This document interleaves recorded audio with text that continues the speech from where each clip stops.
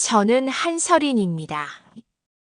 34살, 중학교에서 미술을 가르치고 있어요. 창가로 들어오는 햇살이 아이들의 작품을 비추던 그날도 평범한 하루였습니다. 교실 벽면에는 아이들이 그린 그림들이 빼곡히 걸려 있었어요. 서툴지만 진심이 담긴 작품들을 볼 때마다 마음이 따뜻해졌습니다. 2학년 김민수가 그림을 못 그리겠다며 울상을 짓고 있었어요.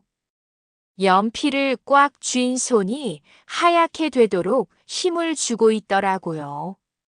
아이의 눈에 서린 눈물을 보며 저도 모르게 마음이 아팠습니다. 제 어깨에 손을 올리고 조용히 말했어요. 민수야, 그림은 재능이 아니라 마음이란다. 내가 보고 느낀 걸 솔직하게 그려보렴. 아이는 고개를 끄덕이며 다시 붓을 들었습니다. 그런 모습이 참 예뻤어요. 저는 늘 아이들에게 말해줍니다. 진실한 마음으로 그린 그림이 가장 아름답다고요. 그게 제 교육 철학이기도 하죠. 수업이 끝나고 교무실로 돌아오니 동료 선생님들이 커피를 마시며 담소를 나누고 있었습니다. 박 선생님이 저를 보더니 웃으며 말씀하셨어요. 설인 선생님, 진짜 학생들이 좋아하던데요. 복도에서 만날 때마다 선생님 얘기만 해요. 아이들 눈빛이 달라지더라고요. 그림 그리는 시간만 되면 신나하고. 이런 말을 들을 때면 교사로서 보람을 느꼈습니다. 5년째 이 일을 하고 있지만 여전히 아이들과 함께하는 시간이 즐거워요. 특히 무언가를 창조해내는 순간의 아이들 표정은 정말 빛이 났습니다. 그 순간만큼은 세상 그 무엇도 부럽지 않았어요. 오후 수업이 모두 끝나갈 무렵 핸드폰이 울렸습니다. 남편 도윤이었어요. 목소리가 피곤해 보였습니다. 여보, 오늘 회사 일이 좀 늦어질 것 같아. 먼저 들어가 있어. 알았어. 저녁은 어떻게 할래? 적당히 때워. 미안해. 전화를 끊고 나니 왠지 허전했습니다. 결혼 5년째 이런 전화가 일상이 된 지도 꽤 됐네요. 도윤은 중소건설회사 재무팀 과장으로 일하고 있어요. 성실하긴 하지만 때로는 너무 소극적입니다. 특히 가족 문제에 있어서는 더욱 그래요. 집에 돌아와 혼자 저녁을 먹으며 TV를 틀었습니다. 간단히 볶음밥을 해 먹으면서 하루 일과를 정리했어요. 뉴스에서는 요양원 관련 소식이 나오고 있었습니다. 어르신들을 돌보는 요양보호사들의 어려운 현실을 다룬 내용이었어요. 그 모습을 보니 시어머니 경숙 어머님이 떠올랐습니다. 어머님은 동네 요양원을 운영하고 계세요. 벌써 10년째입니다. 동네 사람들 사이에서는 정말 평판이 좋으시지요. 마트에 갈 때마다 만나는 분들이 어머님 칭찬을 해주세요. 얼마 전에도 동네 아주머니가 그러시더라고요. 경숙 원장님 정말 마음씨가 따뜻해요. 우리 시어머니 모셔다 드렸는데 친딸보다 더 잘해주시더라고요. 은행에서도 직원분이 말씀하셨어요. 어르신들을 친부모처럼 돌봐주시는 분이시던데요. 정말 존경스러워요. 이런 말들을 들을 때면 저도 자랑스러웠습니다. 시어머니가 이렇게 존경받는 분이구나 싶었어요. 동네에서 모르는 사람이 없을 정도로 유명하시거든요. 요양원도 늘 만석이고 대기자가 있을 정도라고 들었습니다. 하지만 며느리인 제게만큼은 조금 다르셨습니다. 아니, 많이 다르다고 해야겠네요. 겉으로는 웃으시지만 은근히 상처 주는 말씀을 자주 하세요. 특히 다른 사람들 앞에서 그러실 때가 많았어요. 명절 때마다 들려오는 그 말들이 지금도 귓가에 맴돕니다. 설이나 미술 선생님이 뭐 그리 바쁘니? 여자는 집안일을 우선해야지. 요즘 젊은 며느리들은 참 편하게 사는 것 같아. 우리 때는 그러지 못했는데. 이런 말들이 농담처럼 들리지만 가슴에는 가시처럼 박혔습니다. 특히 시동생 지호 앞에서 그러실 때면 더욱 곤란했어요. 마치 제가 게으른 며느리인 것처럼 느껴지거든요. 지호는 30살인데 아직도 집에서 얹혀 살고 있습니다. 프리랜서 영상 제작자라고는 하지만 제대로 된 일을 하는 건지 의문이에요. 하루 종일 게임하거나 친구들과 술 마시는 게 일상이거든요. 가끔 집에 갔을 때 보면 늘 그런 모습이었어요. 그런데 어머님은 지호만큼은 무조건 감싸주십니다. 지호가 뭘 해도 이해해 주시고 뭘 못해도 변명해 주세요. 우리 지호는 예술가 기질이 있어. 남들과 다르게 생각하는 거야.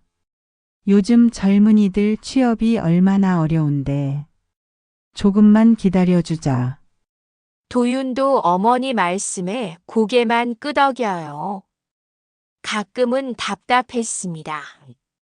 왜 형은 동생 눈치를 그렇게 보는 걸까요? 30살이 다 된 어른을 왜 아직도 아이 취급하는 걸까요? 밤 10시가 넘어서야 도윤이 들어왔어요. 피곤한 표정으로 소파에 털썩 앉더니 한숨을 쉬었습니다. 얼굴이 많이 지쳐 보였어요. 요즘 회사 일이 많이 힘든가 봅니다. 오늘도 고생 많았어요. 저는 따뜻한 차를 내어주며 말했어요. 도윤은 차를 받아 마시며 조심스럽게 말했습니다. 어머니께서 추석 때 가족들이 모두 모이자고 하시네. 올해는 특히 제대로 준비하고 싶으시나 봐. 그러시구나. 뭔가 특별한 일이라도 있으셔? 글쎄, 지호가 요즘 새로운 프로젝트를 준비한다고 하시더라고. 그것 때문인지도 몰라. 또 지호 이야기군요. 저는 속으로 작은 한숨을 쉬었습니다. 새로운 프로젝트라고 하지만 늘 그런 식이었어요. 뭔가 대단한 일을 한다고 하지만 결과는 늘 없었죠. 하지만 겉으로는 별말 없이 고개만 끄덕였어요. 도윤 앞에서 지호에 대해 부정적인 말을 하면 분위기가 어색해지거든요. 도윤은 차를 다 마시고 나서 잠깐 망설이더니 말했습니다. 설이나 이번 추석엔 좀 더 신경 써주면 안 될까? 어머니가 워낙 완벽주의셔서. 완벽주의라는 말에 마음이 무거워졌어요. 어머님의 완벽주의는 결국 제가 모든 걸 완벽하게 해야 한다는 뜻이거든요. 당연히 잘해야죠. 걱정 마세요. 고마워. 너 덕분에 늘 마음이 편해. 도윤은 그렇게 말하고는 먼저 방으로 들어갔어요. 저는 혼자 설거지를 하며 생각에 잠겼습니다. 사실 도윤은 나쁜 사람이 아니에요. 책임감도 있고 성실하죠. 다만 가족 문제에 있어서는 너무 소극적입니다. 특히 어머니와 동생 사이에서는 눈치만 보는 것 같아요. 중간에서 균형을 맞추려고 하지만 결국은 어머니 편에 서게 되죠. 설거지를 마치고 침실로 들어가니 도유는 이미 잠들어 있었습니다. 잔잔한 숨소리가 들렸어요. 저도 옆에 누워 천장을 바라보며 여러 생각이 들었습니다. 내일부터는 추석 준비로 바빠질 텐데 어머님의 기대에 부응할 수 있을까요? 항상 완벽을 원하시는 분이라 조금이라도 부족하면 눈살을 찌푸리세요. 작년 추석 때도 음식간이 조금 세다고 하시면서 제가 다시 만들었던 기억이 나네요. 그래도 가족이니까 최선을 다해야겠죠. 저는 그렇게 다짐하며 눈을 감았습니다. 창밖으로는 달빛이 들어와 방을 은은하게 비추고 있었어요. 평화로운 밤이었습니다. 아직은 아무것도 모른 채 말이에요. 추석 당일 새벽 5시. 알람이 울리기도 전에 저는 눈을 떴습니다. 마음이 무거웠어요. 오늘 하루가 어떻게 흘러갈지 벌써 예상이 되었거든요. 시댁에서의 명절은 늘 저에게 시험 같은 시간이었습니다. 차를 타고 시댁으로 향하는 길에서도 긴장이 풀리지 않았어요. 트렁크에는 정성스럽게 준비한 선물들이 가득했습니다. 어머님이 좋아하실 만한 건강식품부터 지호가 즐겨 먹는 과일까지 꼼꼼히 챙겼죠. 도유는 운전대를 잡고 있었지만 표정이 어딘가 어둡더라고요. 괜찮아. 뭔가 걱정되는 일이라도 있어. 아니야, 그냥 피곤해서. 하지만 제 눈에는 그게 단순한 피로가 아니라는 게 보였습니다. 뭔가 숨기고 있다는 느낌이 들었어요. 아마 어머님께서 또 무슨 부탁이라도 하셨나 싶었습니다. 시댁에 도착하니 어머님이 현관에서 기다리고 계셨어요. 평소보다 화장도 진하게 하시고 새 한복까지 입으셨네요. 오늘이 얼마나 중요한 날인지 알 수 있었습니다. 어머님, 안녕하세요. 그래, 왔구나. 빨리 들어와서 준비해야지. 인사도 제대로 받지 않으시고 바로 본론으로 들어가시는 어머님. 이미 예상했던 일이라 놀랍지도 않았습니다. 어머님께서는 늘 효율성을 중시하시거든요. 특히 명절 때는 더욱 그래요. 거실에 들어서니 지호가 소파에 누워 TV를 보고 있었어요. 아직도 잠옷 차림으로 말이죠. 시간은 벌써 오전 8시였는데도 여유만만한 모습이었습니다. 리모컨을 들고 채널을 이리저리 돌리면서 웃고 있더라고요. 지호야, 인사는 안 해? 도윤이 조심스럽게 말했지만 지호는 손만 살짝 들어 보였습니다. 형 왔네. 고생했어? 그리고는 다시 TV에 시선을 고정했어요. 예능 프로그램을 보며 혼자 킥킥 웃고 있더라고요. 30살 어른이 이런 모습이라니 참 한심했습니다. 저는 가방을 내려놓고 부엌으로 향했습니다. 어머님이 뒤따라오셨어요.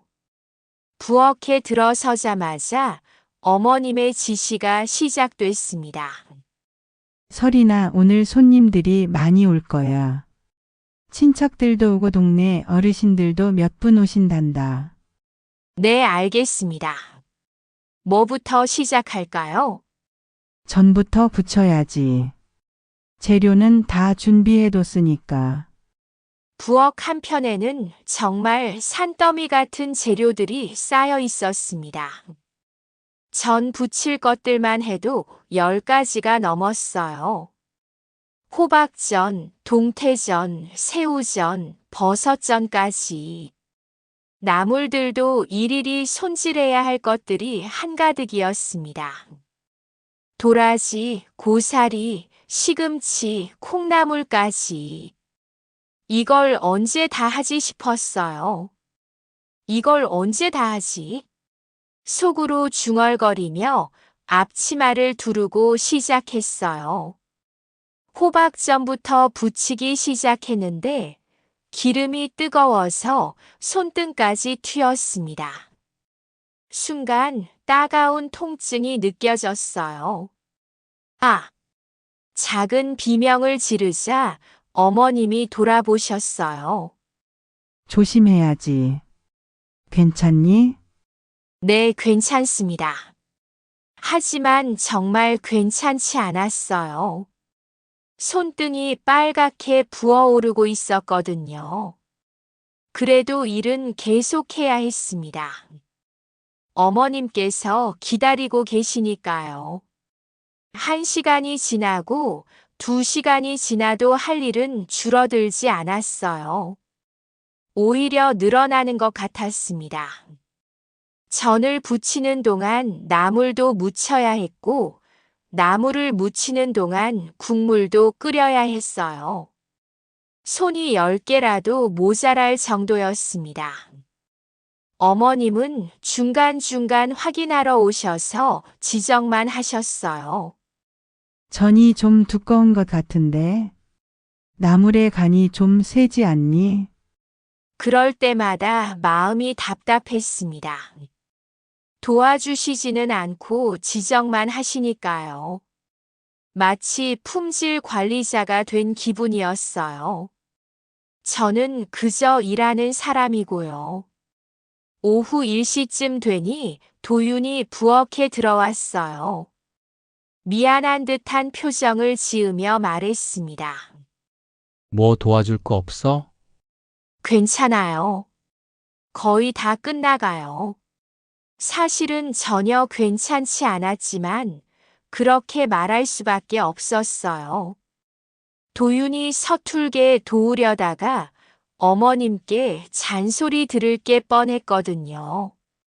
차라리 혼자 하는 게 나았어요. 그럼 나는 지호랑 좀 이야기하고 올게.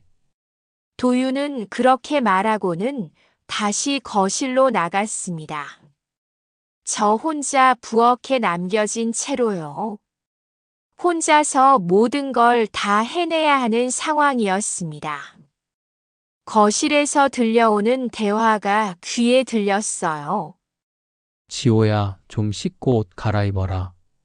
왜? 아직 시간 많잖아. 손님들 오시는데 그게 뭐니? 알겠다고. 나중에 할게. 지호의 목소리는 여전히 건성이었습니다.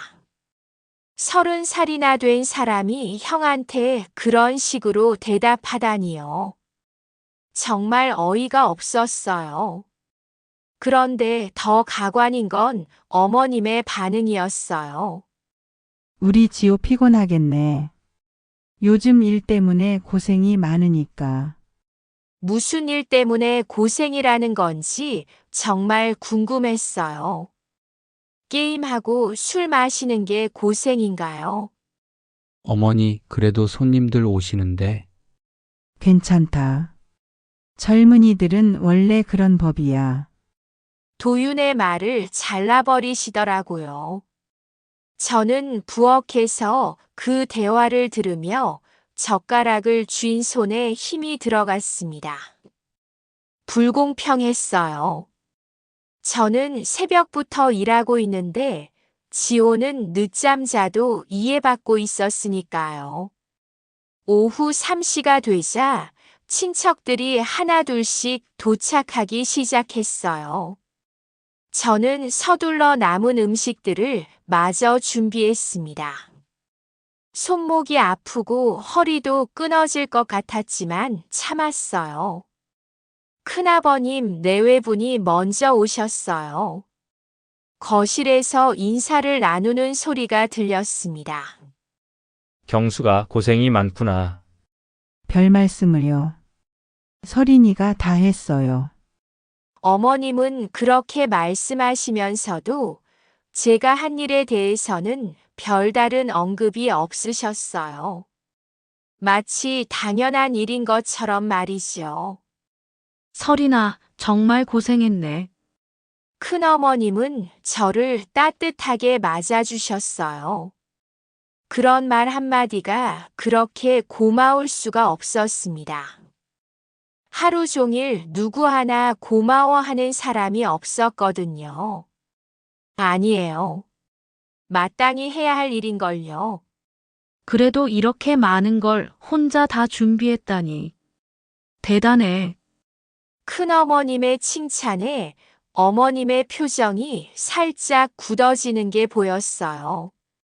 마치 며느리가 너무 칭찬받는 게 마음에 안 드시는 것 같았습니다.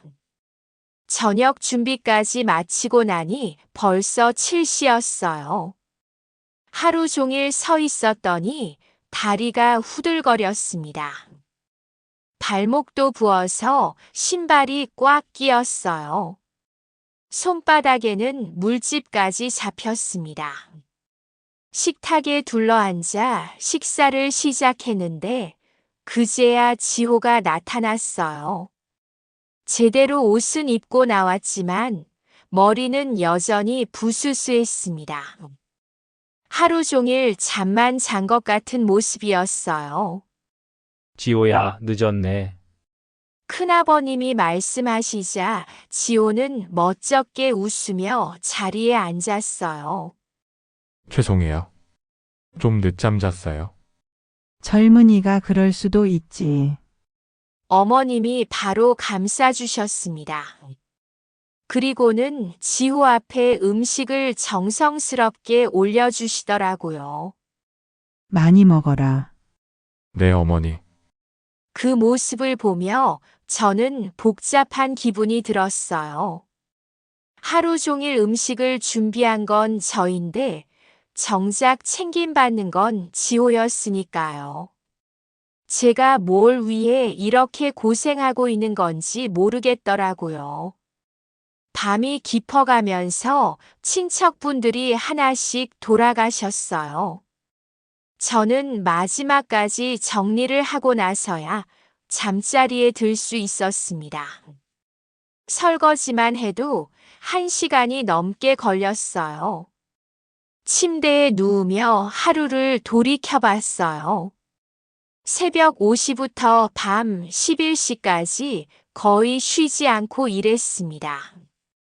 하지만 아무도 제 노고를 제대로 인정해주지 않았어요. 오히려 당연한 일로 여기고 있었죠. 오늘 하루가 앞으로 며칠 더 계속될 생각을 하니 벌써 피곤해졌습니다. 몸보다 마음이 더 지쳤어요. 추석 둘째 날 저녁 식사 자리였습니다. 온 가족이 둘러앉아 담소를 나누고 있었어요. 어제의 피로가 아직 가시지 않은 상태에서 오늘도 하루 종일 부엌에서 보냈습니다. 손목이 쑤시고 어깨가 결렸지만 내색할 수는 없었어요. 지호는 벌써부터 소주를 몇 잔 마신 상태였습니다. 평소보다 말도 많아지고 목소리도 커졌더라고요. 얼굴이 빨갛게 달아올라서 취기가 돌고 있다는 게 한눈에 보였어요. 그럴 때마다 지호는 더욱 거만해지곤 했습니다. 형, 요즘 회사는 어때? 재무팀 일이 바쁘지? 그럭저럭이지. 요즘 경기가 안 좋아서 모든 회사가 힘들어. 도윤의 대답에 지호가 소주잔을 들며 헛웃음을 지었어요. 뭔가 우쭐해하는 표정이었습니다. 그래도 형은 안정적이잖아. 나 같은 프리랜서는 매달 들어오는 돈이 달라. 프리랜서라고 하지만 실제로는 제대로 일하는 걸 본 적이 없었어요. 가끔 집에 갔을 때 보면 늘 게임하거나 유튜브나 보고 있었거든요. 그런 주제에 마치 자신이 큰 일을 하고 있는 것처럼 말하는 게 우스웠습니다. 그러더니 갑자기 목소리가 커졌습니다. 테이블을 탁 치면서 하는 말이 저는 너무 당황스러웠어요. 하지만 내가 사업만 성공하면 이 집 다 내가 먹여 살린다. 큰아버님이 쓴웃음을 지으며 말씀하셨어요. 지호야, 술 좀 그만 마셔라. 하지만 지호는 멈추지 않았습니다. 아니에요, 큰아버지. 저 진짜 계획이 있거든요. 곧 대박 낼 거예요. 지호는 계속해서 자신의 야심찬 계획들을 늘어놓았습니다. 하지만 구체적인 내용은 하나도 없었어요. 그저 대박 날 것 같다. 돈 많이 벌겠다. 이런 허황된 말들 뿐이었습니다. 몇 년째 똑같은 소리만 반복하고 있었어요. 저는 지켜보다가 조심스럽게 입을 열었어요. 가족을 위해서라도 누군가는 현실적인 조언을 해줘야 한다고 생각했거든요. 지호 씨, 계획도 중요하지만 책임감 있는 모습도 필요하지 않을까요? 순간 테이블이 조용해졌습니다. 모든 사람의 시선이 저에게 집중됐어요. 지호가 저를 째려보더라고요. 눈빛이 순식간에 차가워졌습니다. 형수 무슨 말씀이세요? 지호의 목소리에는 날카로움이 서려 있었어요. 마치 제가 건드려서는 안 될 것을 건드린 것처럼요. 아, 그게 아니라 꿈을 이루려면 차근차근 단계를 밟아나가는 것도. 제 말이 끝나기도 전에 어머님이 끼어드셨어요. 목소리부터 날카로웠습니다. 설이나 지호가 얼마나 고생하는데 내가 뭘 안다고 그러니? 어머님의 반응이 너무 격렬해서 당황스러웠어요. 저는 단지 가족을 걱정하는 마음에서 한 말이었는데 마치 큰 잘못을 저지른 것처럼 되어버렸습니다. 아니요, 그런 뜻이 아니라 우리 집 기둥 같은 애야, 지호는. 남들이 뭐라고 해도 나는 내 아들 믿어. 어머님은 지호의 어깨를 토닥이며 말씀하셨어요. 그런 어머님을 보며 지호는 득이양양한 표정을 지었습니다. 마치 자신이 승리한 것처럼요. 그러게요, 어머니. 형수는 제가 어떤 사람인지 잘 모르시나 봐요. 지호의 말에 가슴이 답답해졌어요. 제가 어떤 사람인지 모른다니요. 몇 년째 지켜본 지호의 모습이 어떤지 저는 너무 잘 알고 있었거든요. 지호야, 그렇게 말하면 안 되지. 도윤이 조심스럽게 말했지만 목소리에 힘이 없었어요. 어머니 눈치를 보고 있는 게 역력했습니다. 언제나 그래요. 중요한 순간에 결정적인 말을 하지 못하는 도윤이 때로는 답답했습니다. 형도 왜 그래요? 형수가 먼저 그런 말 하셨잖아요. 지호는 오히려 목소리를 높였어요. 술 기운 때문인지 평소보다 더 공격적이었습니다. 자신을 비판받는 걸 전혀 참지 못하는 모습이었어요. 어머님이 다시 나서셨어요. 목소리가 점점 커지고 있었습니다. 설이나 내가 지호를 오해하고 있는 것 같구나. 이 애는 어릴 때부터 남다른 구석이 있었어. 남다른 구석이라니요. 30살이 되도록 집에서 놀고 먹는 게 남다른 건가요? 어머님, 저는 단지 요즘 젊은이들 취업이 얼마나 어려운데.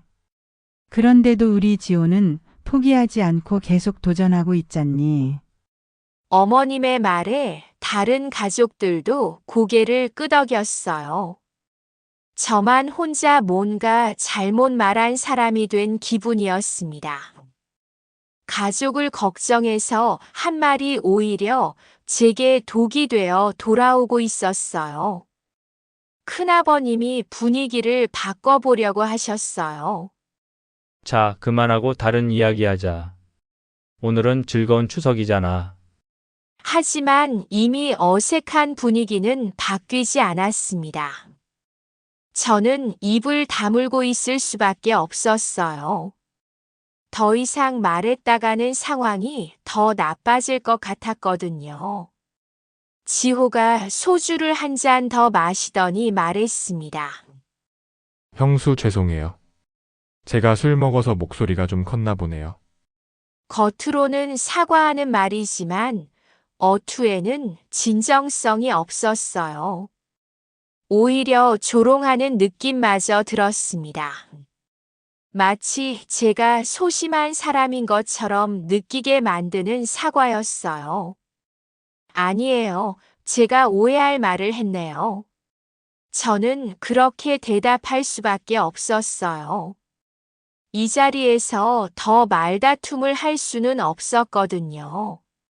명절 분위기를 망칠 수도 없었고요. 어머님이 만족스러운 표정을 지으며 말씀하셨어요. 그래, 가족끼리 무슨 섭섭한 말을 하니. 우리는 한 가족이잖아. 네, 어머님. 하지만 제 마음속은 전혀 그렇지 않았어요. 억울함과 분노가 치밀어 올랐습니다. 한 가족이라면서 왜 저만 혼자 소외되는 기분일까요? 식사를 마치고 주방으로 들어가서 설거지를 시작했어요. 찬물에 손을 담그고 있으니 마음이 조금 진정되는 것 같았습니다. 하지만 여전히 마음 한구석이 쓰렸어요. 그런데 뒤에서 목소리가 들렸어요. 어머님과 지호가 거실에서 대화하고 있었습니다. 지호야, 형수 말에 너무 신경 쓰지 마라. 괜찮아요, 어머니. 이해해요. 그래도 서린이가 좀. 요즘 젊은 며느리들이 다 그런가 봐. 요즘 젊은 며느리들이 다 그렇다니요.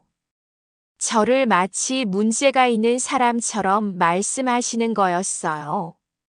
어머니, 형수도 나름대로 걱정해서 하신 말씀인 것 같은데요. 지호는 그렇게 말했지만 목소리에는 비웃음이 섞여 있었어요. 아이고, 우리 지호가 참 착하다. 그래도 어머니는 내가 제일 자랑스러워. 고마워요, 어머니. 정말 열심히 할게요. 그 대화를 들으며 제 손이 떨렸어요. 접시를 잡은 손에 힘이 들어가서 거의 떨어뜨릴 뻔했습니다. 뭔가 잘못되었다는 생각이 강하게 들었어요. 저는 며느리로서 가족을 걱정해서 한 말이었는데 오히려 제가 잘못한 사람이 되어버렸습니다. 이 집에서는 지호가 무엇을 해도 옳고 제가 무슨 말을 해도 틀렸나 봅니다. 설거지를 끝내고 거실로 나왔는데 도윤이 혼자 TV를 보고 있었어요. 다른 가족들은 모두 각자 방으로 들어간 것 같았습니다. 여보, 응, 아까 제가 말한 게 정말 잘못된 걸까요? 도윤은 한참을 망설이더니 대답했어요. 글쎄. 지호도 나름 노력하고 있으니까. 그게 아니라 제 말이 틀렸냐는 거예요. 설이나 가족 문제는 복잡해. 어머니도 지호 걱정이 많으시고, 도윤은 명확한 답변을 피했어요. 항상 그래요. 어머니와 동생 사이에서는 중간자 역할만 하려고 하죠. 당신은 제 편이 아니에요. 그런 게 아니라 평화롭게 지내면 좋잖아. 저는 한숨을 쉬었어요. 도윤에게서 지지를 얻을 수 없다는 걸 다시 한번 확인했습니다. 추석 마지막 날 아침이었습니다. 집에 돌아가기 전에 짐을 정리하고 있었어요. 마음 한구석이 무거웠습니다. 지난 이틀 동안 쌓인 피로와 스트레스가 몸 전체를 짓누르고 있었거든요. 하지만 이제 곧 집으로 돌아갈 수 있다는 안도감도 있었어요. 도윤이 화장실에 들어가면서 핸드폰을 침대 위에 두고 갔습니다. 평소 같으면 신경 쓰지 않았을 텐데, 그런데 갑자기 문자 알림이 계속 울리더라고요. 딩동 딩동. 연속으로 몇 번씩 울렸어요.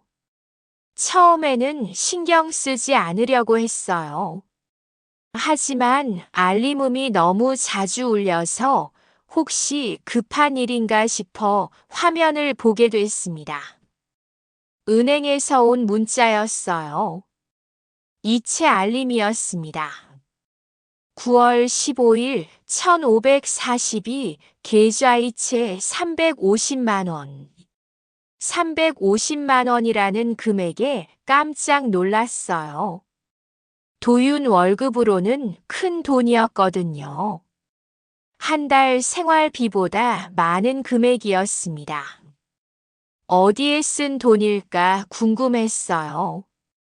혹시 급한 의료비라도 있었나 싶었습니다. 그런데 그 다음 문자를 보고 더 놀랐어요.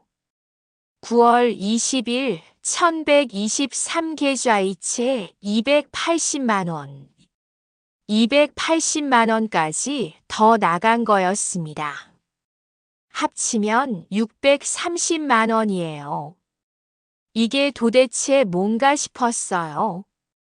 심장이 빨리 뛰기 시작했습니다. 혹시 도윤이 무슨 큰 문제라도 있는 건 아닐까요? 빚을 졌거나 사기를 당한 건 아닐까요? 머릿속이 복잡해졌어요. 630만 원이면 저희 몇 달치 생활비였거든요. 그런 큰 돈이 갑자기 사라졌다니요. 더욱이 저한테는 한마디 말도 없이 말이에요. 도윤이 화장실에서 나오는 소리가 들렸어요. 저는 마음을 진정시키고 조심스럽게 물어보기로 했습니다. 혹시 제가 오해하고 있는 건 아닐까 싶었거든요. 여보, 최근에 큰 돈 쓸 일이 있었어요. 도윤의 표정이 순간 굳어졌어요. 뭔가 당황하는 기색이 역력했습니다. 그 반응을 보니 더욱 의심스러워졌어요. 평소 같으면 자연스럽게 대답했을 텐데 왜 이렇게 당황하는 걸까요? 아, 그건 그냥 필요한 일이 있어서. 필요한 일이라니요. 그렇게 애매하게 대답할 일이 뭐가 있을까요? 저는 더 구체적으로 물어봤습니다. 630만 원이나 되던데 무슨 일이었어요? 도윤이 핸드폰을 확인하더니 한참을 말하지 못했어요. 입술을 꽉 다물고 고민하는 표정이었습니다. 그 모습을 보니 뭔가 큰일이구나 싶었어요. 분위기가 이상했어요.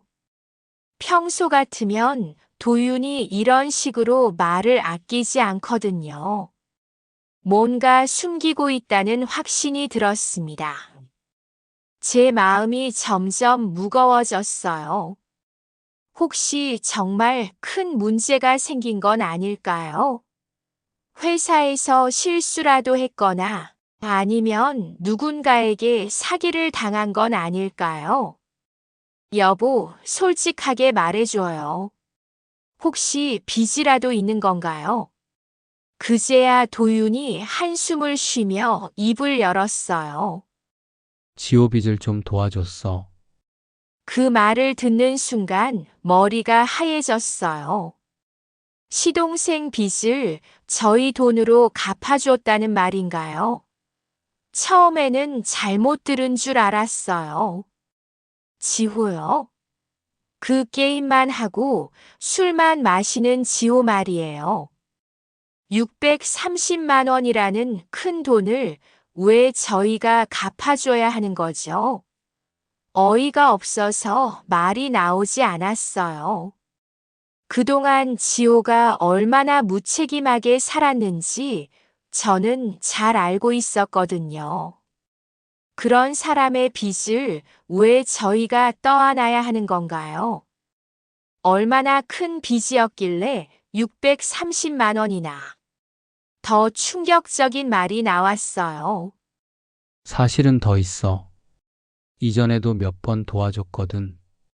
더 있다는 말에 정말 어이가 없었어요. 그럼 지금까지 얼마나 많은 돈을 지호한테 줬다는 건가요? 저도 모르는 사이에 저희 돈이 계속 빠져나갔다는 말인가요? 가슴이 답답해졌어요. 저희는 아이 갖는 것도 미루면서 아껴서 사는데 그 돈이 지호 빚 갚는데 쓰이고 있었다니요. 당신 월급으로는 감당할 수 없는 금액인데 왜 동생 빚을 갚아줘요? 도윤은 제 목소리를 걱정하면서도 정작 중요한 질문에는 답하지 않았어요. 그 모습이 더욱 답답했습니다. 지금 그게 중요한 게 아니잖아요. 우리 돈으로 왜 지호 빚을 갚아주는 거냐고요. 이해할 수 없었어요. 결혼할 때 서로 힘들 때 도와주자고 했지, 시동생까지 책임지자고 한 적은 없었거든요. 가족이니까. 가족이라는 이유로 모든 게 정당화되는 건가요? 그럼 저는 뭔가요? 저도 이 가족의 일원 아닌가요? 제 목소리가 조금 커지자 도윤이 더욱 초조해했어요. 어머님이 들을까봐 걱정하는 것 같았습니다. 엄마가 원하셔서 그랬어. 지호가 너무 힘들어해서. 그 순간 모든 게 이해됐어요. 시어머님이 아들 지호를 위해서 큰아들인 도윤에게 돈을 대라고 한 거였습니다. 그리고 도윤은 어머님 말씀에 거역할 수 없었던 거고요. 이런 일이 한두 번이 아니었구나 싶었어요. 어머님이 지호를 얼마나 편애하시는지 이제야 확실히 알겠더라고요. 630만 원이라는 거액을 그냥 줘버리라고 하다니요. 문이 열리더니 어머님이 들어오셨어요. 저희 대화를 듣고 계셨나 봅니다. 무슨 소리가 이렇게 크니? 어머님의 표정에는 이미 경계심이 서려 있었어요. 뭔가 기분 나쁜 일이 있을 거라는 예감이 든다는 듯한 얼굴이었습니다. 어머님, 지호 씨 빚을 저희가 갚아줘야 하는 건가요? 어머님의 대답은 예상했던 대로였어요. 빚이 뭐가 나빠? 사업하려면 당연히 투자도 해야 하는 거 아니니? 사업 투자라고요? 지호가 지금까지 한 게 뭐가 있나요? 게임하고 술 마시는 게 사업인가요? 하지만 630만 원이라는 돈이 고작 그 돈 가지고 그렇게 난리야. 우리 가족인데 서로 도와주는 게 뭐가 문제니? 고작 그 돈이라니요. 저희에게는 몇 달치 생활비인데 고작이라고 하시다니요. 어머님께는 그 정도 돈이 대수롭지 않으신 모양이에요. 어머님은 마치 당연한 일인 것처럼 말씀하셨어요. 제가 이상하게 구는 것처럼 여기시는 거였습니다. 어머님, 도윤이 월급으로는 벅찬 금액이에요. 벅차면 어때? 가족끼리 도와주는 건데. 가족이라는 말이 계속 나왔어요. 하지만 정작 저는 이 가족에서 소외되고 있는 것 같았습니다. 그런데 지호 씨는 언제 갚을 예정인가요? 제 질문에 어머님의 얼굴이 일그러졌어요. 마치 제가 말도 안 되는 소리를 한다는 표정이었습니다. 갚을 예정이라니 그게 무슨 말이야? 형이 동생 도와주는 게 당연한 거 아니니? 당연하다고요. 630만 원을 그냥 줘버리는 게 당연하다고요. 저는 정말 이해할 수 없었어요. 그래, 당연해. 우리 집안은 원래 그런 집안이야. 원래 그런 집안이라니요. 그럼 앞으로도 계속 이런 일이 반복될 거라는 말인가요? 순간 화가 치밀어 올랐어요. 그때 지호가 방에서 나왔어요. 무슨 일인지 궁금하다는 표정이었지만 어딘가 뻔뻔해 보였습니다. 어머니, 무슨 일이에요? 별일 아니야. 형수가 내 일로 좀 그래서. 어머님은 저를 마치 문제 일으키는 사람처럼 말씀하셨어요. 지호 씨, 빚을 갚는 건 당연히 본인이 해야 하는 거 아닌가요? 지호의 얼굴이 붉어졌어요. 창피함과 분노가 섞인 표정이었습니다. 형수, 가족끼리 도와주는 게 뭐가 문제예요? 제가 성공하면 몇 배로 갚아드릴 건데. 또 성공하면이라는 말이었어요. 지금까지 몇 번이나 들었던 말이죠. 언제 성공할지도 모르는 일이잖아요. 어머님이 즉시 지호 편을 드셨어요. 설이나 내가 너무 심한 것 같구나. 가족끼리 도와주는 게 뭐가 문제냐? 심하다고요. 630만 원을 갚아달라고 하는 게 심한 일인가요? 어머님, 문제는 일방적으로만 도와주고 있다는 거예요. 일방적이라니 그게 무슨 말이야? 저희는 계속 주기만 하고 받는 건 없잖아요. 그 순간 어머님의 표정이 차갑게 변했어요. 받는 게 없다고? 내가 이 집에서 얼마나 많은 걸 받았는데 그런 말을 하니? 제가 뭘 받았다는 건가요? 오히려 저는 이 집에서 계속 주기만 했는데 말이에요. 우리 집 며느리로 들어와서 편하게 지내면서 뭐가 불만이야? 편하게 지낸다고요. 명절 때마다 혼자 음식 다 준비하고 늘 눈치 보면서 사는 게 편한 건가요? 어머님의 목소리가 점점 커졌어요. 저는 위축될 수밖에 없었습니다. 결국 저는 잘못한 사람이 되어버렸어요. 돈 문제를 제기한 제가 나쁜 며느리가 된 거였습니다. 죄송해요, 어머님. 제가 너무 예민했나 봐요. 더 이상 말해봤자 소용없다는 걸 깨달았어요. 이 집에서는 지호가 무엇을 해도 옳고 제가 무슨 말을 해도 틀린 거였습니다. 하지만 마음속으로는 분노가 끓어오르고 있었어요. 그날 밤 잠자리에 누워서도 계속 생각이 났어요. 제가 정말 잘못 말한 걸까요? 아니면 이 가족이 잘못된 걸까요? 마음 한쪽에 작은 화씨가 피어오르고 있었어요. 추석이 끝나고 일주일이 지났습니다. 집으로 돌아온 후에도 계속 마음이 무거웠어요. 630만 원이라는 거액이 지호 빚으로 사라진 사실이 머릿속에서 떠나지 않았습니다. 학교에서 아이들을 가르치면서도 집중이 잘 안 되었어요. 도윤과의 관계도 어색해졌습니다.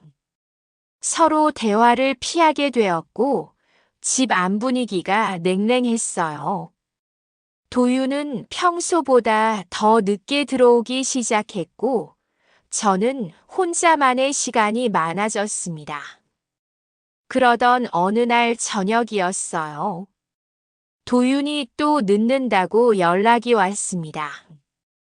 혼자 저녁을 먹으며 TV를 보고 있는데 문득 궁금한 게 생겼어요.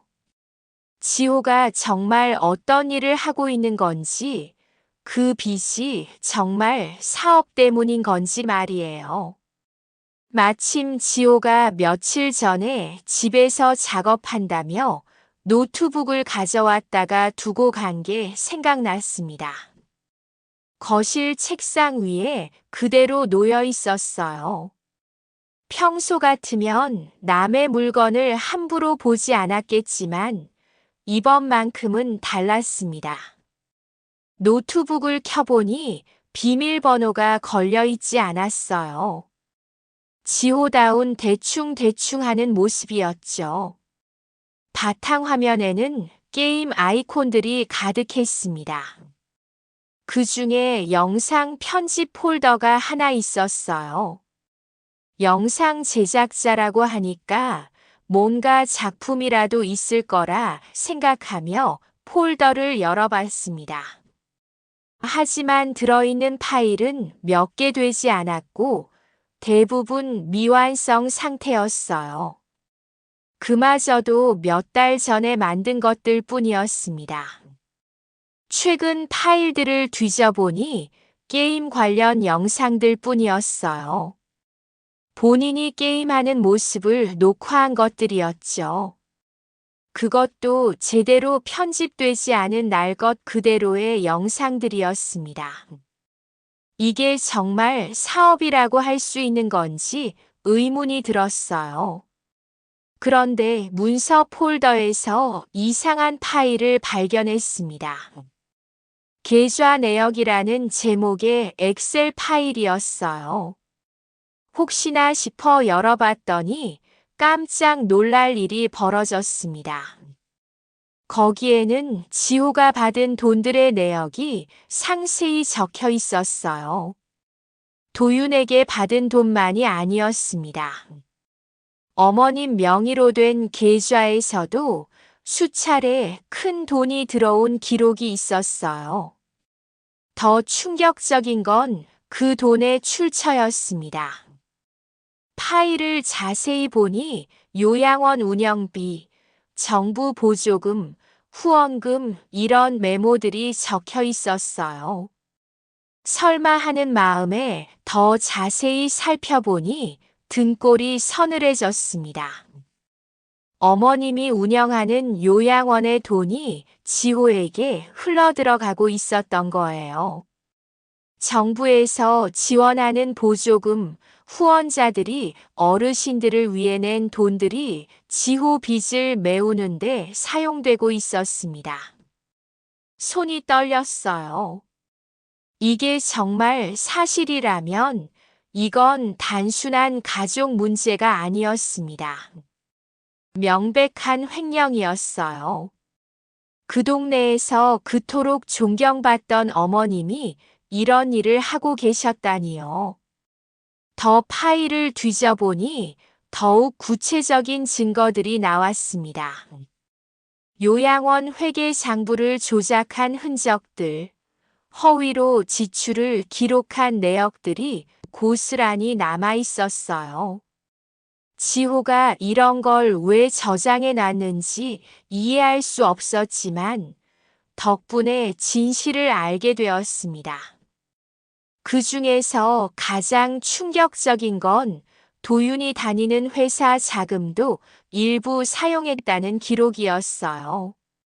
도윤이 재무팀 과장으로서 접근할 수 있는 자금을 몰래 빼돌려 지호에게 줬다는 내용이 있었습니다.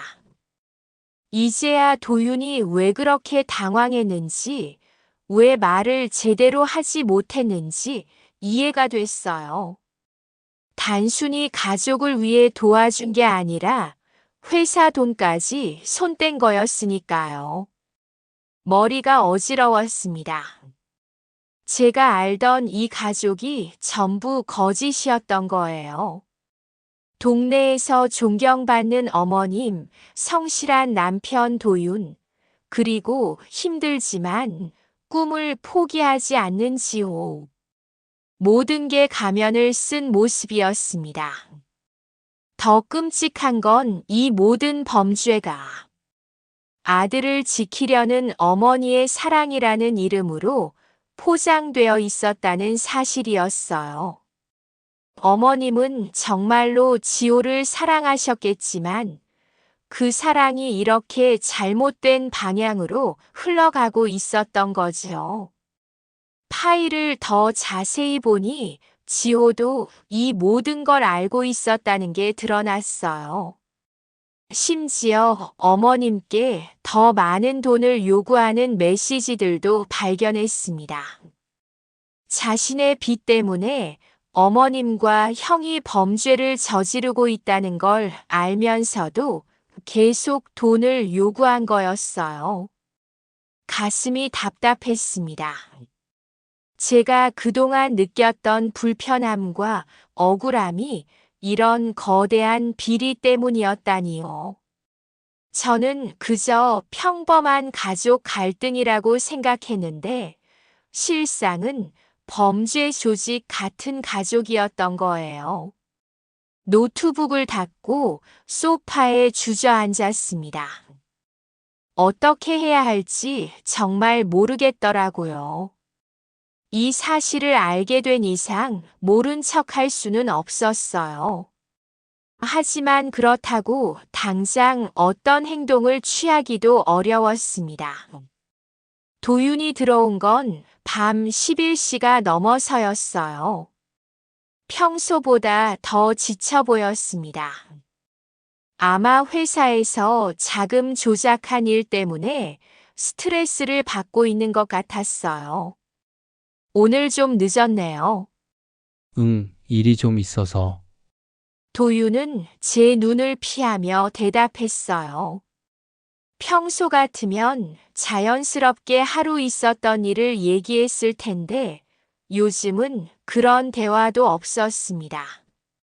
저는 지호 노트북에서 본 내용을 말해야 할지 고민했어요. 하지만 아직 확실하지 않은 상태에서 성급하게 말하는 건 위험할 것 같았습니다. 좀 더 신중하게 접근해야겠다고 생각했어요.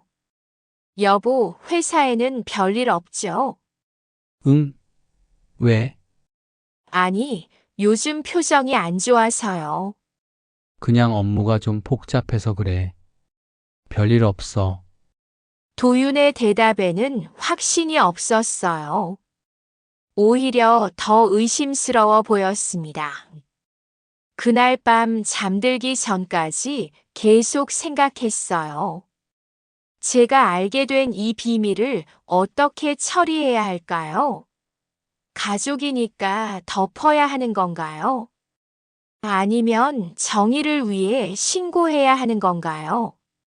한 가지 확실한 건 이 상황이 계속될 수는 없다는 거였어요. 어머님과 도윤, 그리고 지호가 저지른 일들이 언젠가는 드러날 거고, 그때 저까지 연루될 수도 있었거든요. 무엇보다 교사인 제가 이런 비리를 알면서도 모른 척 할 수는 없었어요. 아이들에게 늘 정직하게 살라고 가르치는 제가 말이에요. 창밖을 보니 달이 유난히 밝았습니다. 하지만 제 마음은 그 어느 때보다 어두웠어요. 내일부터 어떻게 이 가족과 지내야 할지 정말로 막막했습니다. 지호의 노트북에 담긴 그 모든 증거들이 머릿속을 맴돌았어요. 이제 저는 이 가족의 진짜 모습을 알게 되었습니다. 그리고 중요한 결정을 내려야 할 시간이 다가오고 있었어요. 지호의 노트북에서 진실을 발견한 지 2주가 지났습니다. 그동안 저는 계속 고민했어요. 이 끔찍한 비밀을 어떻게 처리해야 할지 말이에요. 밤잠을 제대로 이루지 못했고 학교에서도 집중이 안 되었습니다. 아이들이 그림을 그리는 모습을 보면서도 계속 생각이 났어요. 진실한 마음으로 그려야 한다고 가르치는 제가 거짓으로 얼룩진 가족과 함께 살고 있다는 사실이 너무 괴로웠거든요. 도윤과의 관계는 더욱 어색해졌습니다. 저는 이미 모든 걸 알고 있는데 도윤은 여전히 숨기고 있었어요. 대화도 거의 하지 않게 되었고 집 안 분위기는 얼어붙어 있었습니다. 그러던 중 어머님에게서 전화가 왔어요. 이번에는 특별히 생일 잔치를 크게 하고 싶다고 하셨습니다. 친척들뿐만 아니라 동네 분들까지 초대해서 성대한 모임을 갖겠다는 거였어요. 지호가 드디어 큰 계약을 성사시켰다면서 그걸 축하도 하고 내 생일도 같이 기념하면 좋잖니. 어머님의 목소리에는 자랑스러움이 가득했어요. 하지만 저는 진실을 알고 있었기 때문에 그 말이 더욱 허무하게 들렸습니다. 지호의 성공이 아니라 범죄로 얻은 돈이었으니까요. 생일 당일 저는 특별한 준비를 했습니다. 지호의 노트북에서 발견한 증거 파일들을 USB에 복사해 두었어요. 그리고 그것들을 프린트해서 파일로 정리했습니다. 오늘이 진실을 밝힐 날이라고 결심했거든요. 시댁에 도착하니 평소보다 훨씬 많은 사람들이 와 있었어요. 친척들은 물론이고 동네 어르신들, 요양원 관계자들까지 모여 있었습니다. 어머님은 새 한복을 입고 기분 좋게 맞아주셨어요. 설이나 와서 인사해라. 모두 우리 며느리 보고 싶어 하시더라. 하지만 저는 더 이상 이 허상에 동참할 수 없었어요. 모든 사람들이 속고 있다는 사실이 너무 괴로웠거든요. 거실에는 지호가 당당하게 앉아 있었습니다. 마치 진짜 성공한 사업가처럼 행세하고 있었어요. 사람들이 지호를 축하해주고 칭찬해주는 모습을 보니 구역질이 날 것 같았습니다. 지호야 정말 대단하다. 젊은 나이에 이런 큰 성과를 내다니. 역시 경숙 원장님 아들이야. 어머니 닮아서 일 처리를 잘해. 이런 칭찬들이 쏟아질 때마다 지호는 더욱 우쭐해했어요. 어머님도 마찬가지였습니다. 마치 자신이 훌륭한 아들을 키워낸 것처럼 자랑스러워 하셨어요. 저녁 식사가 시작되고 분위기가 무르익었을 때였습니다. 큰아버님이 건배를 제안하셨어요. 오늘은 경숙이 생일이기도 하고 지호의 성공도 축하하며 건배. 모든 사람들이 잔을 들어올리는 그 순간 저는 일어났습니다. 더 이상 참을 수 없었어요. 잠깐만요. 모든 분들께 말씀드릴 게 있습니다. 갑작스러운 제 발언에 모든 사람들이 저를 쳐다봤어요. 어머님의 표정이 순간 굳어졌습니다. 설이나 무슨 소리야? 지금이 무슨 자리인데? 바로 그래서 말씀드리는 거예요. 모든 분들이 속고 계시거든요. 저는 미리 준비한 파일을 꺼내 들었어요. 지호의 노트북에서 발견한 모든 증거들이 담긴 파일이었습니다. 지호 씨의 성공은 거짓입니다.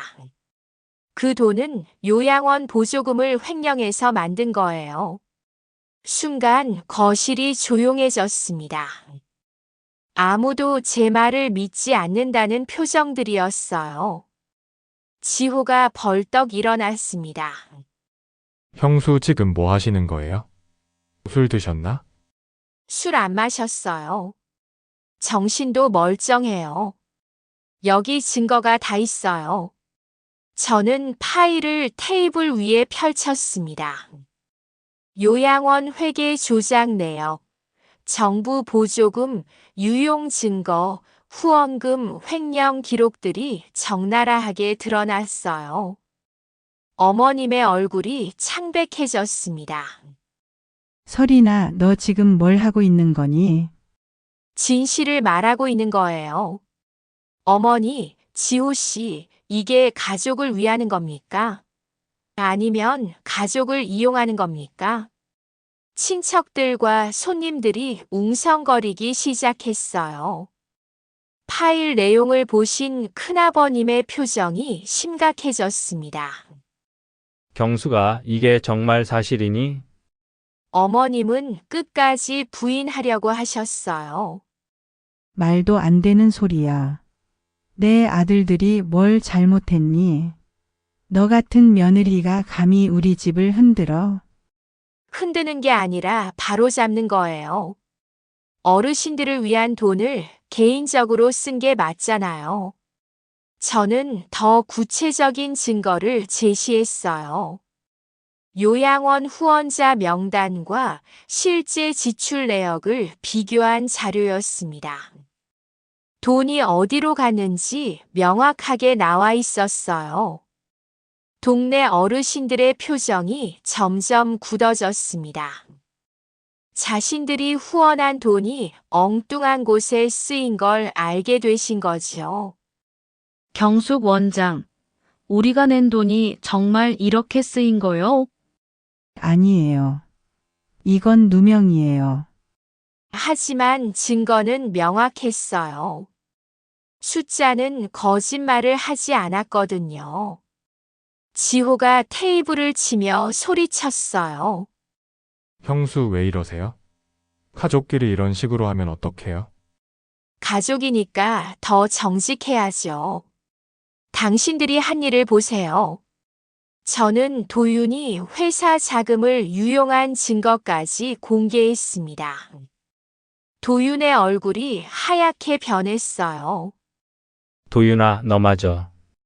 큰아버님이 한숨을 쉬며 말씀하셨어요. 친척들 앞에서 모든 게 드러나자 어머님은 마지막까지 저를 원망하셨어요. 내가 우리 가족을 망쳤어. 이런 며느리가 어디 있니? 가족을 망친 게 아니라 진실을 밝힌 거예요. 이렇게 사는 게 정말 옳은 건가요? 요양원 관계자분이 일어나 말씀하셨어요. 원장님, 이 문제는 정식으로 조사해야겠습니다. 분위기가 급격히 냉랭해졌어요. 축제 같던 자리가 순식간에 법정 같은 분위기로 변했습니다. 어머님과 지호는 여전히 저를 원망하는 눈빛으로 바라봤어요. 하지만 저는 후회하지 않았습니다. 진실을 말하는 게 옳은 일이었으니까요. 도윤이 조용히 말했어요. 설이나 이걸 꼭 이렇게까지 해야 했니? 그럼 언제까지 숨기고 살 건가요? 잘못된 건 바로 잡혀야 해요. 그날 잔치는 그렇게 끝났습니다. 손님들은 모두 불편한 기색을 감추지 못하며 돌아가셨어요. 저는 혼자 남아서 설거지를 하며 생각했습니다. 옳은 일을 했지만 마음이 편하지는 않았어요. 하지만 더 이상 거짓으로 살 수는 없었습니다. 이제 모든 게 드러났으니 정말로 새로운 시작을 할 수 있을 거라고 믿었어요. 어머님 생일잔치 폭로 사건 이후 3일이 지났습니다. 집으로 돌아온 후 도윤과 저는 한마디도 나누지 않았어요. 서로를 피하며 지냈습니다. 집 안 분위기는 얼음장처럼 차갑고 무거웠어요. 도윤은 평소보다 더 일찍 출근하고 더 늦게 들어왔습니다. 저와 마주치는 시간을 최대한 피하고 있다는 게 느껴졌어요. 저 역시 마찬가지였습니다. 서로 할 말이 너무 많으면서도 동시에 아무 말도 하고 싶지 않았거든요. 학교에서도 집중이 안 되었어요. 아이들이 그림을 그리는 모습을 보면서도 계속 생각이 났습니다. 제가 한 선택이 과연 옳았을까? 가족을 망친 건 아닐까? 하지만 동시에 진실을 밝혀야 한다는 신념도 흔들리지 않았어요. 그러던 셋째 날 저녁이었습니다. 도윤이 평소보다 일찍 들어왔어요. 표정이 심각해 보였습니다. 뭔가 중요한 이야기를 해야겠다는 듯한 얼굴이었어요. 설이나 우리 이야기 좀 하자. 거실 소파에 마주 앉았습니다. 오랜만에 제대로 된 대화였어요. 하지만 분위기는 전혀 편하지 않았습니다. 어머님 생일잔치 때 왜 그랬어? 정말 이해할 수 없어. 도윤의 첫 마디가 바로 그거였어요. 사과나 해명이 아니라 제게 대한 원망이었습니다. 왜 그랬다니요? 잘못된 걸 바로잡으려고 했던 거예요. 바로 잡는다고? 그게 바로 잡는 거야? 온 가족이 망신을 당했어. 망신을 당했다는 말에 가슴이 답답해졌어요. 정작 잘못한 건 어머님과 지호, 그리고 도윤 자신인데 저를 탓하고 있었거든요. 망신이 아니라 진실이 드러난 거잖아요. 그동안 얼마나 많은 사람들을 속였는데요. 그래도 가족이잖아. 가족끼리는 덮고 가는 게 있는 거야. 가족이라는 이유로 범죄를 덮어야 한다는 도윤의 말에 정말 실망했어요. 이 사람이 정말 제 남편이 맞나 싶었습니다. 덮고 간다고 해결되는 문제가 아니에요. 요양원 어르신들 돈, 정부 보조금, 회사 자금까지. 이게 다 범죄라고요. 그래, 잘못됐어. 하지만 그렇다고 해서 이런 식으로 폭로할 일은 아니잖아? 도윤은 여전히 자신들의 행동이 잘못됐다는 걸 인정하면서도 제 방식을 비난하고 있었어요. 그럼 어떻게 했어야 했는데요? 언제까지 모른 척하고 살았어야 했나요? 조용히 해결할 방법이 있었을 거 아니야. 왜 하필 그 자리에서 그렇게 많은 사람들 앞에서 조용히 해결하자는 말이 결국 덮어버리자는 뜻이라는 걸 알 수 있었어요. 도윤은 진정한 해결보다는 체면 유지가 더 중요했던 거죠. 그때 도윤이 더 충격적인 말을 했어요. 어머니가 너무 상처받으셨어. 병원에 입원까지 하셨다고. 입원을 하셨다고요? 충격이 너무 컸나 봐. 혈압이 급격히 올라서 응급실에 실려가셨어. 순간 죄책감이 밀려왔어요. 아무리 잘못을 저지르셨다고 해도 어르신이 병원에 입원할 정도로 충격을 받으셨다니요. 하지만 곧 정신을 차렸습니다. 이것도 결국 책임을 저에게 떠넘기려는 수법일 수 있었거든요. 그건 안 됐지만 그렇다고 제가 한 일이 잘못된 건 아니에요. 잘못된 게 아니라고. 어머니가 병원에 계시는데 도윤의 목소리가 높아졌어요.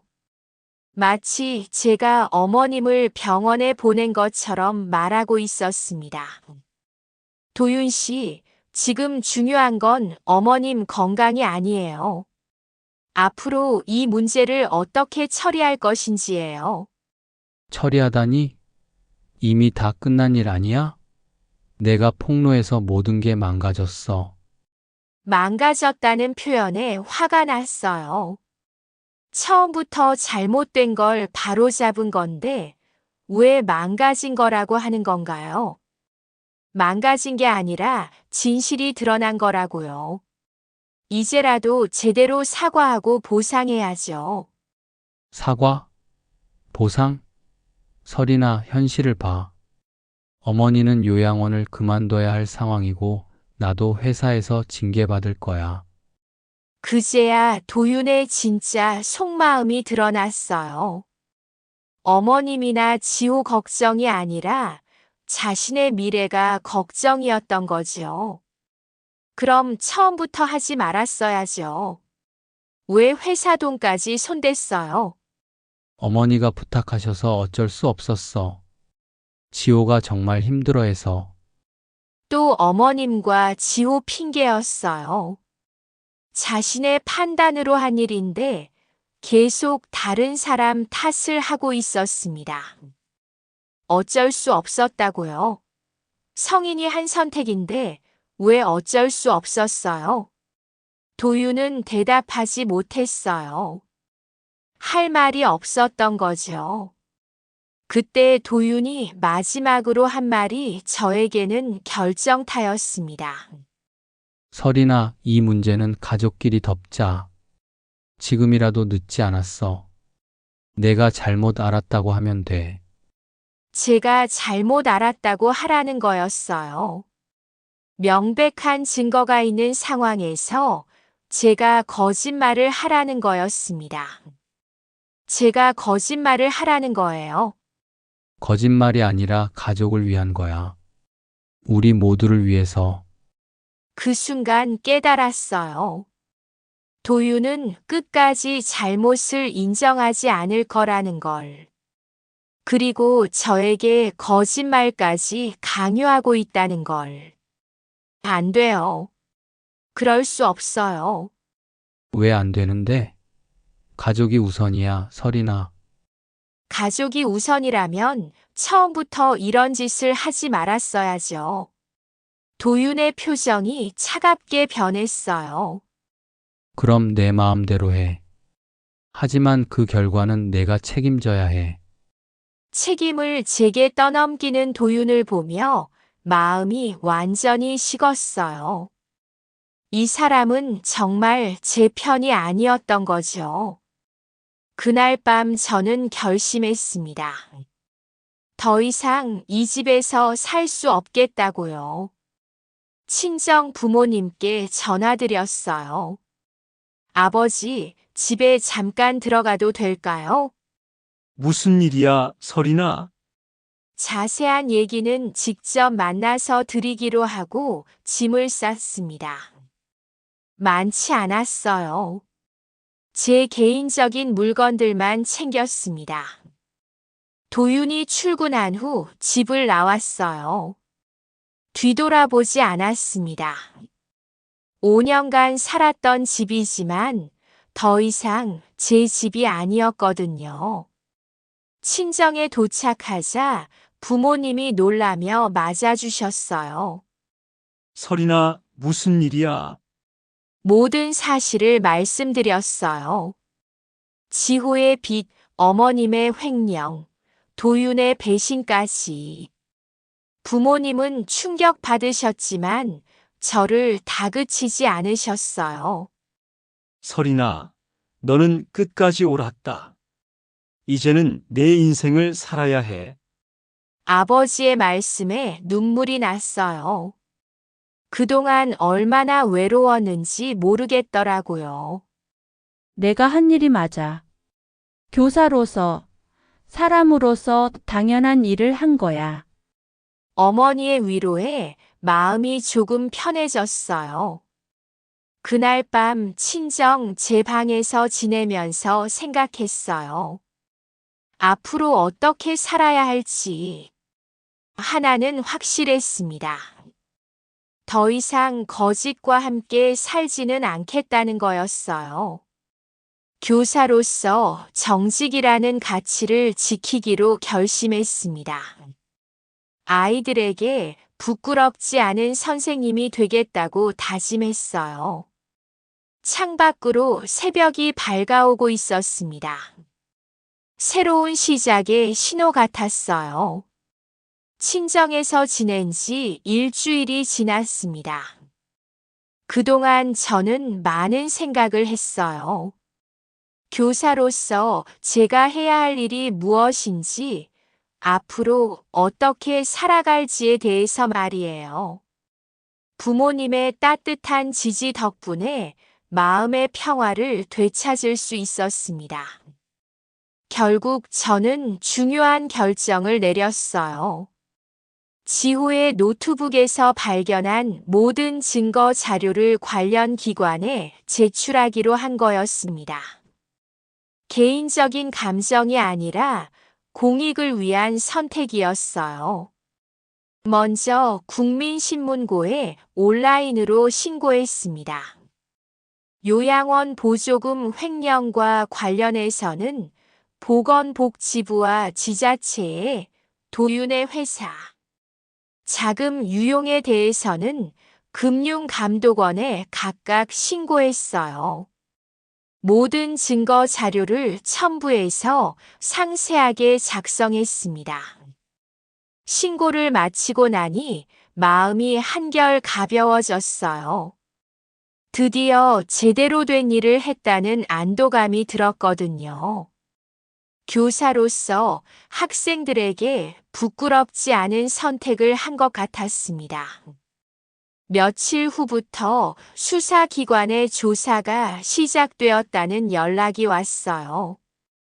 요양원 회계감사와 도윤이 다니는 회사에 대한 조사도 동시에 진행된다고 했습니다.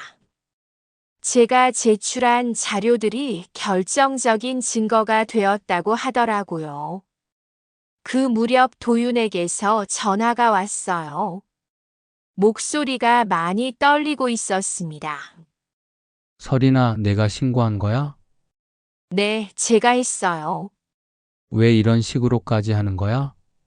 정말 끝까지 가려고? 끝까지 가는 게 아니라 처음부터 이렇게 했어야 했던 거예요. 도윤은 더 이상 할 말이 없었는지 전화를 끊었어요. 그게 저희 부부의 마지막 대화였습니다. 수사 결과는 생각보다 빨리 나왔어요.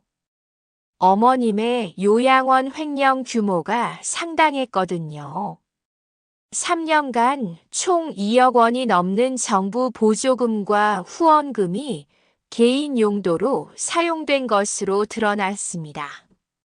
지호의 비탄감은 그중 일부에 불과했어요. 도윤이 다니는 회사에서도 1억 원 가량의 자금 유용이 확인되었습니다. 재무팀 과장이라는 직책을 이용해 회계를 조작한 거였어요. 회사 측은 즉시 도윤을 해고하고 민사소송을 제기했습니다. 이 모든 일이 언론에 보도되기 시작했어요. 지역 신문에 먼저 났고 곧이어 전국 뉴스에서도 다뤄졌습니다. 존경받던 요양원장, 보조금 2억 원 횡령 혐의로 구속. 효자로 소문났던 아들, 어머니 범죄에 가담해 회사 돈까지 횡령. 30대 무직 남성, 형과 어머니 통해 수억 원 착복. 기사 제목들을 보니 통쾌했어요. 그동안 숨겨져 있던 진실이 세상에 알려진 거였거든요. 특히 동네 반응이 가관이었어요. 그동안 경숙 어머님을 그렇게 칭찬했던 분들이 완전히 등을 돌리신 거예요. 마트에서 만난 동네 아주머니 말을 들어보니 상황을 알 수 있었어요. 아이고, 우리가 그동안 얼마나 속았나 몰라. 착한 원장님인 줄 알았는데. 지호라는 애도 참 가관이야. 어머니, 형 등쳐먹고 살더니 결국은 저 꼴이네. 그래도 며느리 하나는 제대로 뽑았어. 그 며느리가 아니었으면 계속 모르고 지낼 뻔했잖아. 제가 한 일을 인정해 주시는 분들이 있다는 게 고마웠어요. 처음에는 가족을 배신한 나쁜 며느리라고 손가락질 당할까봐 걱정했는데 오히려 용기 있는 행동이라고 칭찬해 주시는 분들이 더 많았습니다. 재판 결과도 시원했어요. 어머님은 업무상 횡령과 사기 혐의로 실형 3년을 선고받으셨습니다. 집행유예 없는 실형이었어요. 요양원은 폐쇄되고 운영 허가도 취소되었습니다. 지호는 공범 혐의로 징역 2년에 집행유예 3년을 받았어요. 사회봉사 명령 200시간도 함께 받았습니다. 30살이 되어서야 처음으로 제대로 된 대가를 치르게 된 거죠. 도윤은 업무상 횡령으로 징역 1년 6개월에 집행유예 2년을 선고받았어요. 회사에서는 당연히 해고됐고 취업도 쉽지 않을 상황이 되었습니다. 가장 통쾌했던 건 친척들의 반응이었어요. 그동안 지호와 어머님 편만 들었던 분들이 완전히 태도를 바꾸신 거예요. 큰아버님께서 직접 친정으로 찾아와 말씀하셨어요. 설이나 내가 옳았다. 우리가 너무 몰랐구나. 처음에는 내가 왜 그러나 했는데 이제 보니 정말 용기 있는 일이었어. 그동안 제가 얼마나 외로웠는지 이해해 주시는 것 같아서 마음이 따뜻해졌어요. 시댁 식구들은 완전히 몰락했습니다. 요양원도 없어지고 도윤도 직장을 잃고 지호도 전과자가 되어버렸죠. 집도 팔아서 피해 보상금으로 써야 하는 상황이 되었어요. 저는 이혼 절차를 밟기 시작했습니다. 도윤과 더 이상 함께 살 이유가 없었거든요. 도윤도 별다른 이의 제기 없이 동의해줬어요. 아마 저를 원망하고 있겠지만 더 이상 상관없었습니다. 몇 달 후 모든 법적 절차가 끝나갔을 때였어요. 저는 학교에서 평소와 다름없이 아이들을 가르치고 있었습니다. 아이들은 여전히 순수하고 밝았어요. 미술 시간에 한 아이가 물어봤어요. 선생님, 그림을 그릴 때 가장 중요한 게 뭐예요? 진실된 마음이야. 거짓으로는 진짜 아름다운 그림을 그릴 수 없단다.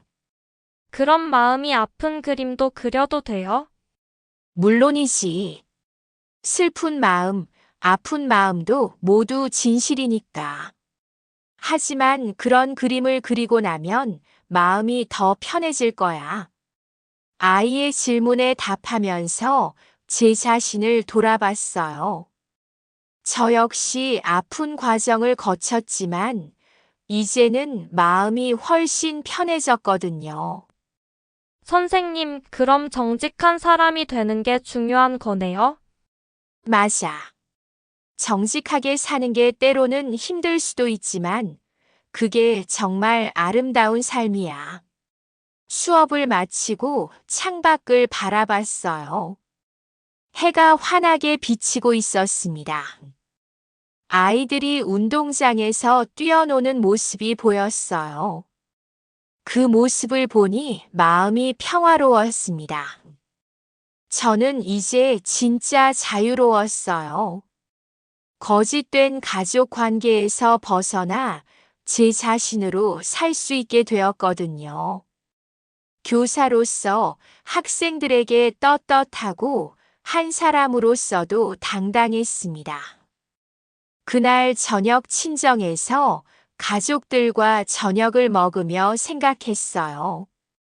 진실된 색깔로만 그린 그림이야말로 오래도록 아름다움을 간직할 수 있다는 걸요.